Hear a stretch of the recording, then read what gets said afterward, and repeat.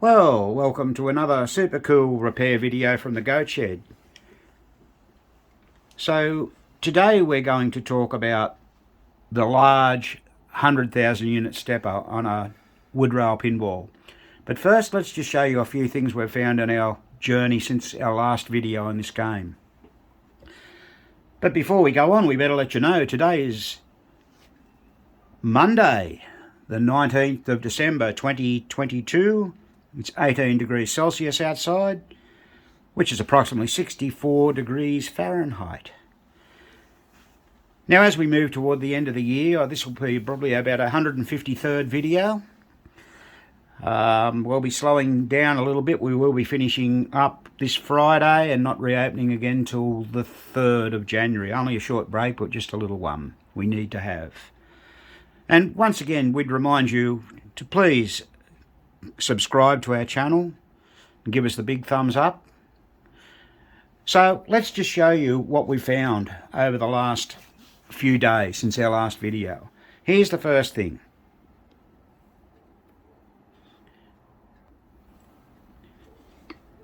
This is the step unit.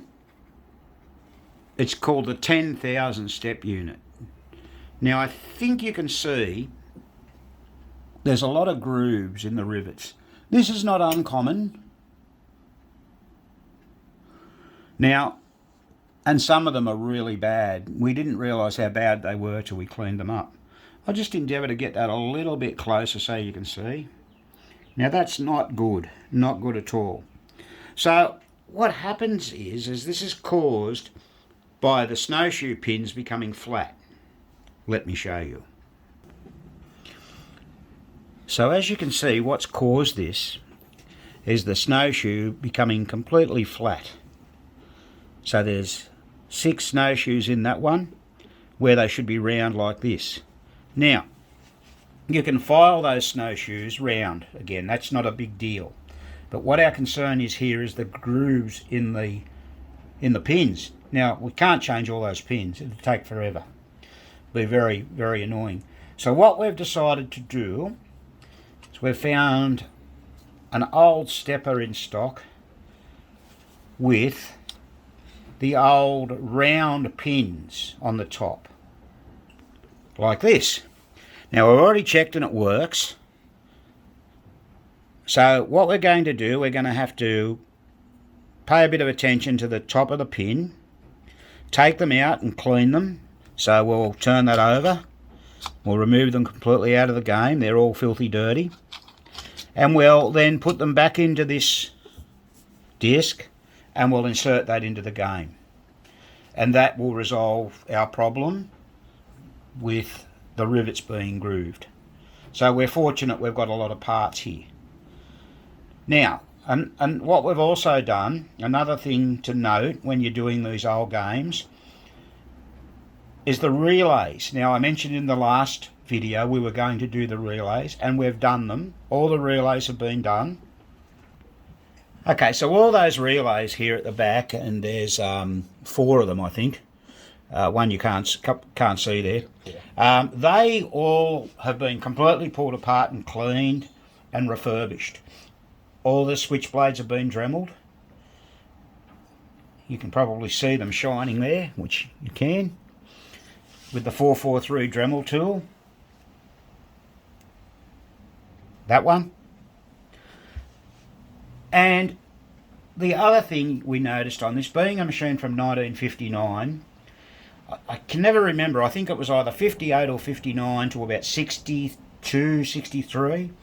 You've got a lot of cold solder joints on switchblades and things like that. Apparently it had something to do with what they coated the switchblades with. And the wires just literally fall off.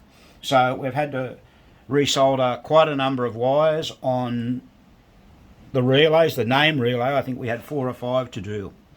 And the name unit itself, we had a number to do on there as well. That's the name unit there.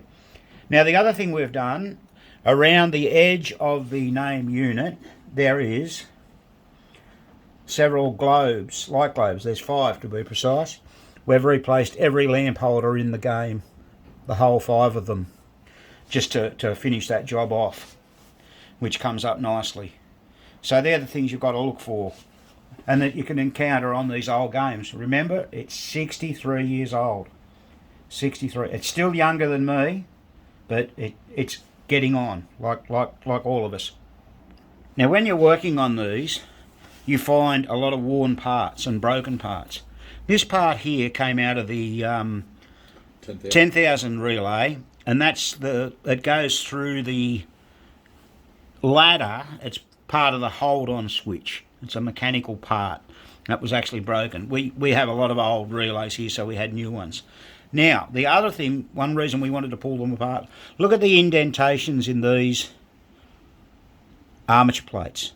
This is the bit that strikes the core of the coil. Now, they get quite badly indented, and they wear, and you know, they can stick. They're rusty, they're worn in here. This one was the same, but we've got the Dremel flapping tool and fixed that up. That's your Dremel flapping tool. Now, they work really well, and as you can see, it's done a nice job. So that's been completely refurbished, that one. We put 3 different ones in because we had them available, and that was okay. As I mentioned, we've got quite a lot of parts here. So that's where we're up to with that. Now, to concentrate on this 100,000 unit step switch, as they call them. We tend to call them a stepper. Let's now have a look at some of the idiosyncrasies when you're pulling these apart. Now, we're ready to take this unit apart, and we're going to show you the process in this video. So it's going to probably be a slightly long video, maybe. So we're just going to get Spanky out of the road there. You won't like that, he likes to be in the picture. And we can now see the step unit itself. So we have this big nut on the end here, which is a ½ inch, that nut. So first job we're going to do is we're going to take our ½ inch nut driver, and Graham will be ably assist. Oh, and before you do that, you always make sure that the stepper is back to the home position by pressing in the reset arm on the that's the reset arm there on the blue coil. Now we've removed that. I just want to show you something else. We just fold that back down, Graham, before we do that. Right. Before commencing the video, what we did, that gets on there very tight. We dropped a little bit of penetrating oil down there and through the holes where the Allen screws go, and let it soak actually overnight. And then all we had to do was come in this morning. That was very, very tight. You can't move it. But all we do now, we just got our punch, which is a 1/4 inch punch. Here we go.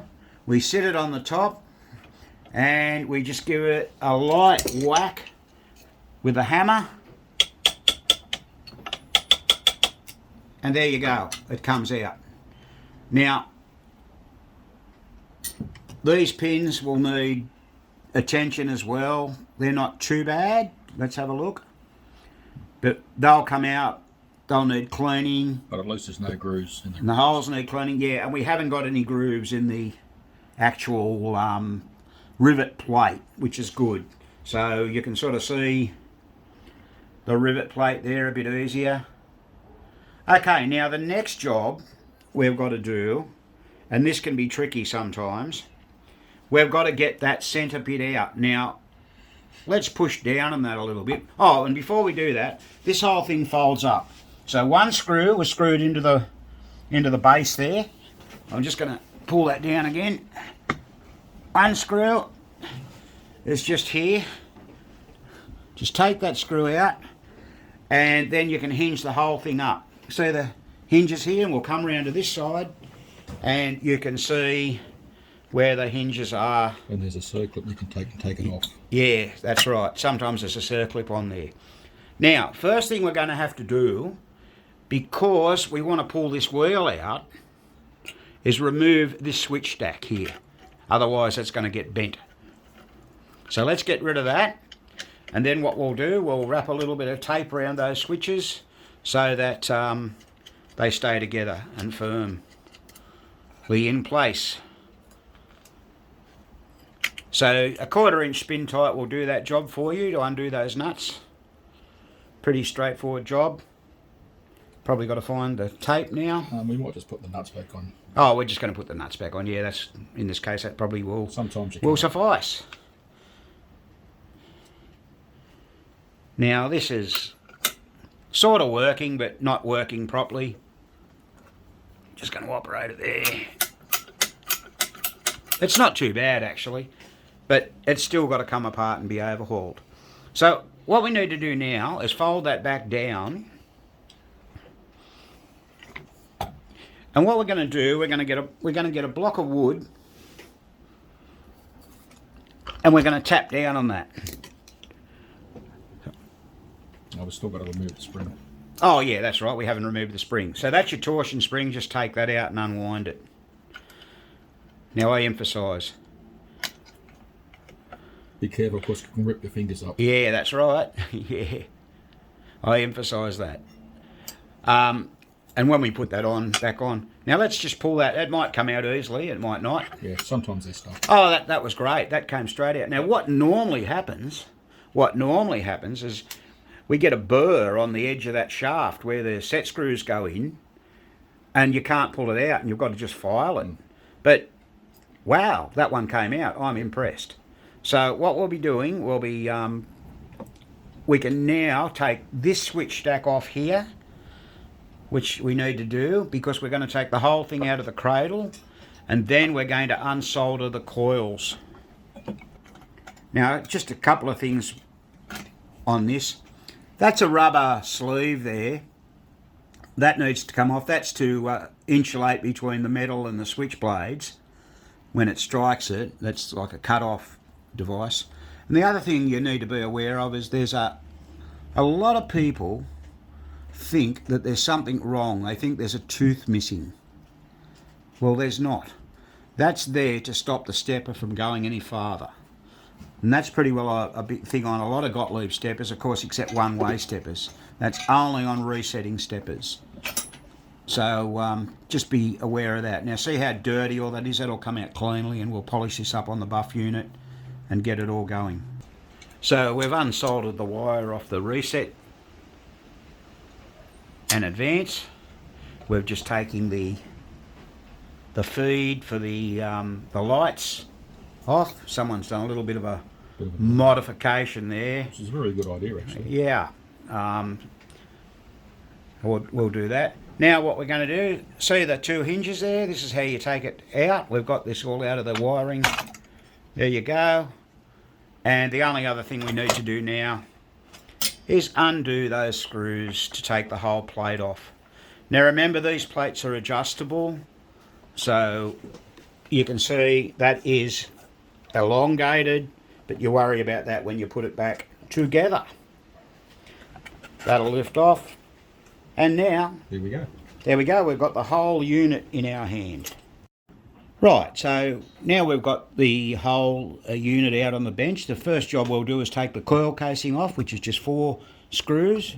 Remember, on later machines they use Allen keys for these, but in this case they use screws. So we'll just take those off.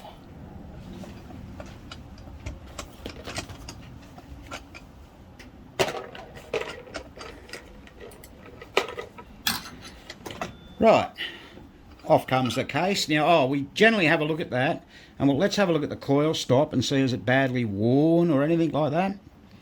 Now, this is one of those pressed-on coils. It's a little bit mushy. Stops.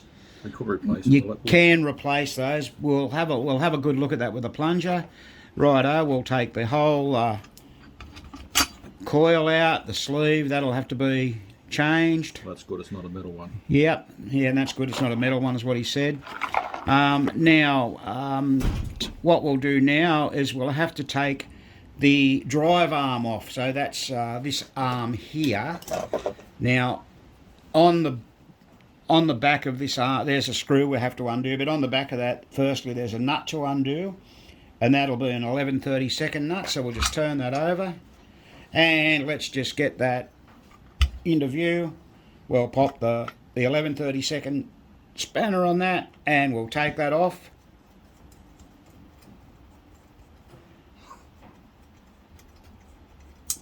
Pretty easy to do. And we'll undo the screw,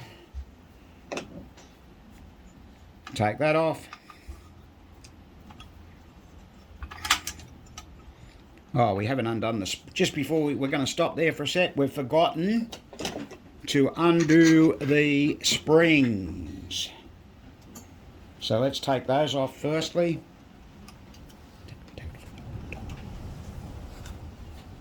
Oh, take it off from the top, Graham. I think you'll find it a bit easier.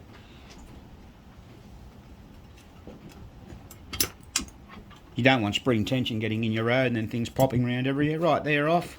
So now we'll just undo that screw. There we go.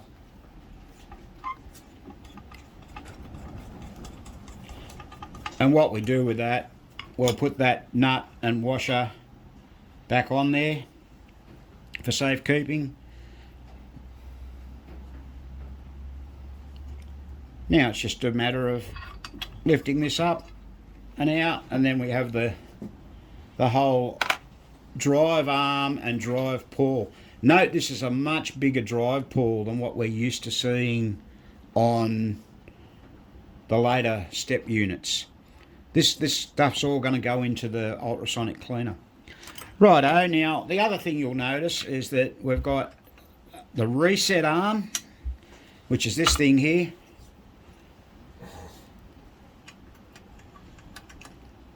Okay, and it's a funny shape as well, and that's also got attached to it the plunger for the reset coil.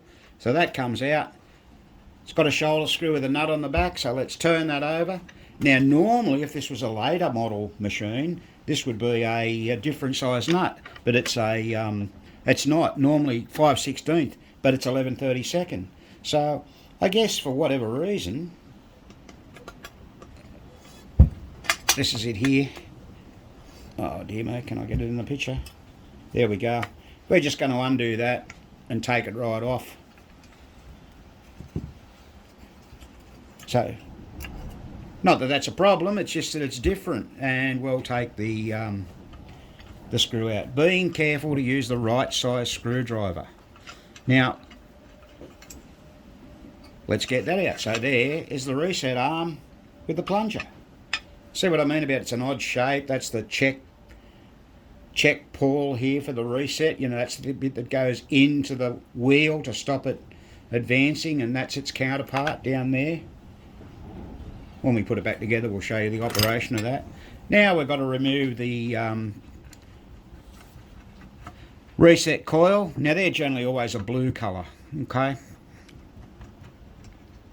There we go. Comes out. What do we got? Let's have a look at the coil stop on that. It's not bad. There you go, it's not bad. Let's have a look. Show it to you. Just probably needs a bit of a clean up, and that'll be good. We'll put that in to be washed.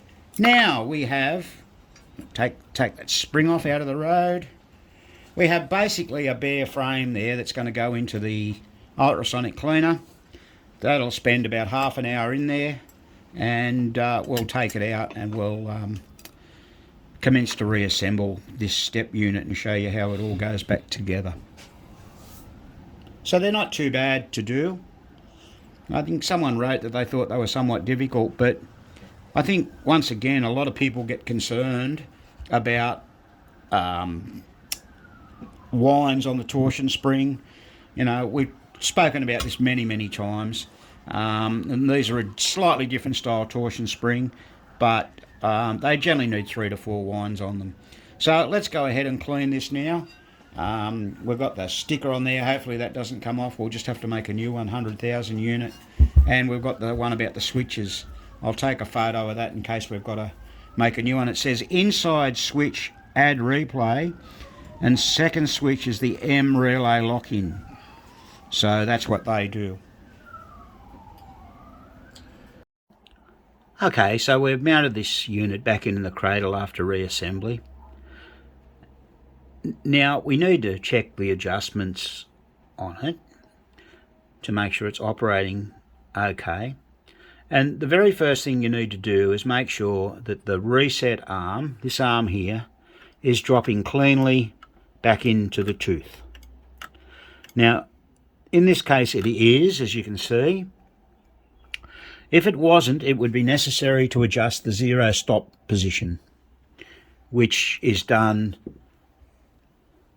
by loosening those two Allen keys and altering it. It's seldom necessary, but it is a possibility. Once you're happy with the zero stop position, the next thing to do is put your finger under the plunger and operate manually. You only want to see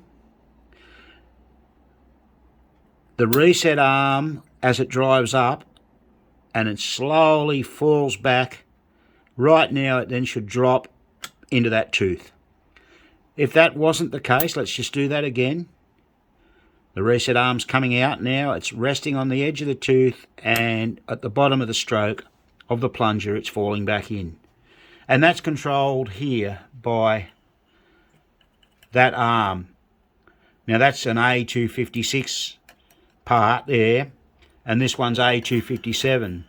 So on later step units they've changed the way this works, and the A256 is the drive arm up stop. So that's all okay.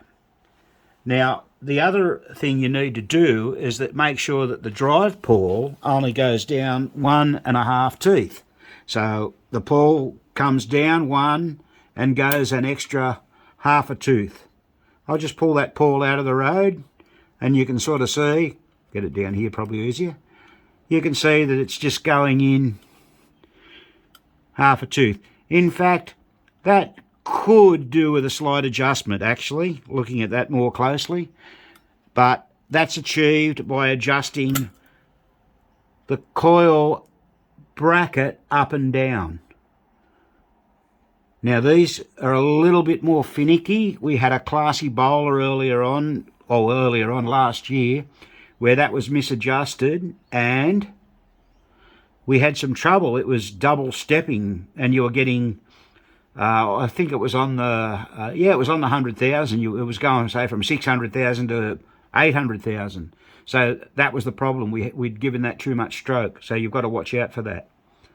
So that's the final adjustment you have to do, and then when you're happy with that, you do one more check.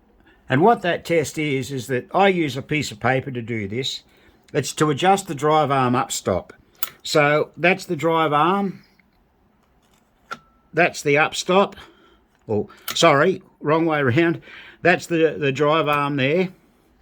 And this is the stop here. It's behind those switches. And you just want that bit of paper to be able to slide gently in and out. Now that's not too bad. It's probably easier to see before we fit those switches back on. We didn't really want to bore everyone by showing you how we fit switches. Now, just talk about these switches. Let's have another look at those. This lot of switches here, and we'll just zoom in on those a bit if we could. There we go. You can see that the stepper is part way through and the top switch is open. When we reset that by pushing in the reset lever, that comes in, and that arm with the bit of rubber on closes that top switch. Now let's just step away once, and it closes the bottom switch, reset it, and it closes the top. So those switches are working okay. And remember, we cleaned those earlier on. We have more switches down here where the top switch is to do with adding a replay, and the bottom switch is the lock-in switch for the M relay. So we just make sure they're opening and closing okay. Look at that, they're working perfectly. So pretty much now what we're going to do, we're going to fold this unit down.